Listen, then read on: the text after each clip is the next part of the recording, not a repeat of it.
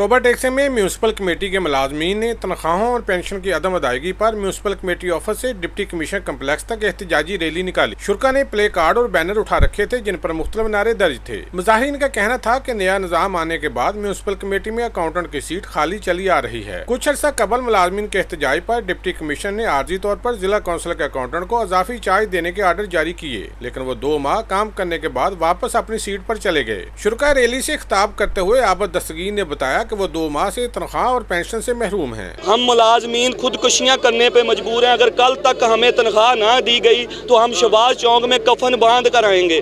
असी water supply sewer system का निज़ाम दूसरा बल्दिया निज़ाम सारा ही 1-2 दिन बंद करांगे। एहतजाजी मुजाहिरीन ने खबरदार किया कि 24 घंटे में तनख्वाह ना मिली तो दफातर की तालाबंदी कर दी जाएगी। दूसरी जानब मुलाजमीन की हड़ताल के बाद शहर में जगह जगह कूड़े के ढेर लग गए हैं, जिसके बाद शहरियों को शदीद मुश्किलात का सामना करना पड़ रहा है। एहतजाजी मुजाहिरीन ने हुकूमत से फौरी नोटिस लेने का मुतालबा किया है। कैमरा मैन रशीद अंजम के साथ सुल्तान महमूद, टोबा टेक सिंह।